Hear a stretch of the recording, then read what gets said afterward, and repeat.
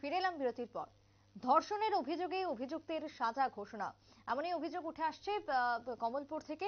বুধবার 10 বছরের সশ্রম কারাদণ্ড এবং 5,000 টাকা জরিমানা অনাদায় আরো 3 মাসের জেল জরিমানার আদেশ দেন কমলপুর অতিরিক্ত দায়রা আদালতের বিচারপতি সূর্য দেও সিং। তবে সরকার পক্ষে মামলাটি পরিচালনা করেন কমলপুরের অতিরিক্ত দায়রা আদালত পিপিপি অ্যাডভোকেট ইন্দু ভূষণ দেব। ঘটনার বিবরণে জানা যায়, 2018 সালের 22 তারিখ কমলপুর মহকুমার সালেমা থানার জয়ন্তী বাজার এলাকার অমিত দেবনাথ মানসিক ভারসাম্যহীন এক উপজাতি মহিলাকে জোরপূর্বক ধর্ষণ করে বলে অভিযোগ। ঘটনার জেরে দীর্ঘদিন ধরে চলতে থাকে মামলা শুনানি। একের পর এক সাক্ষীর সাক্ষ্য বাক্য গ্রহণের পর অবশেষে রায় ঘোষণা করলো আদালত। বিচারপতির পক্ষ থেকে রায় দেওয়া হলো অভিযুক্তের 10 বছরের সশ্রম কারাদণ্ড এবং 5,000 টাকা জরিমানা, যদিও তা অনাদায়ে আরো 3 মাসের জেল জরিমানার আদেশ দেন আদালত। কি বক্তব্য উঠে এসেছে এক্ষেত্রে আইনজীবীর, শুনুন।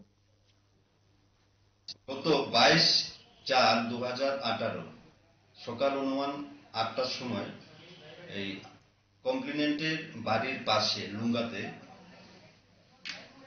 এই একটা মহিলা 30 বছর বয়স, ওকে আসামি অমিত দেবনাথ তাকে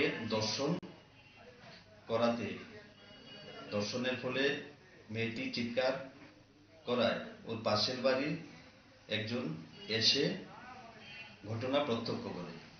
সেই মোতাবেক কমপ্লেনেন্ট সালামা থানাতে অভিযোগ লিখিতভাবে জানায়। এই লিখিত অভিযোগ পাওয়ার পর সালামা থানার ওসি এই মামলাটা Salma PS case number 14/2018 under section 376(2)L এই ধারাতে রেজিস্ট্রি করে এবং প্রথমে WPSI সুস্মিতা দেবনাথের কাছে এই মামলার তদন্তের জন্য ওনাকে এন্ডোর্স করা হয়। ডিউ টু ট্রান্সফার সেকেন্ড আইও আসেন WPSI উর্মিলা মিত্র। উর্মিলা মিত্র এই মামলার তদন্ত করে মাননীয় আদালতে চার্জশিট পেশ করেন। চার্জশিট পেশ করার পর সরকার পক্ষের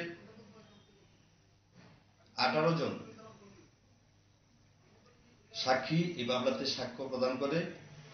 আজকে এডিশনাল সেশন জাজ SD সিং এই মামলার আসামি অমিত দেবনাথকে দোষী সাব্যস্ত করে আন্ডার সেকশন 376(2)L এই ধারা মোতাবেক আসামি অমিত দেবনাথকে 10 বছরের সশ্রম কারাদণ্ড সঙ্গে 5,000 টাকা আর্থিক জরিমানা অনাদায়ে আরো 3 মাসের অতিরিক্ত জেল এর আদেশ দিয়েছেন। এই মামলার ভিকটিম ছিল একজন সিজোফ্রেনিয়া পেশেন্ট, মেন্টালি ডিসেবল। বয়সটা কত বললেন মেয়ের? 30 ইয়ার্স। আপনারা শুনলেন সংশ্লিষ্টের বক্তব্য, আইনজীবীর বক্তব্য শুনলেন। যদিও সেই জায়গায় দাঁড়িয়ে বুধবার কমলপুর অতিরিক্ত দায়রা আদালতে বিচারপতি সূর্য দেও সিং অমিত দেবনাথকে 10 বছরের সশ্রম কারাদণ্ডের অভিযোগ নির্দেশ দিয়েছেন। তবে এই রায় শোনার পর স্বাভাবিকভাবে খুশি এলাকায় জুড়ে। একটা ছোট বিরতির পর ফিরে আসছি, সঙ্গে থাকুন।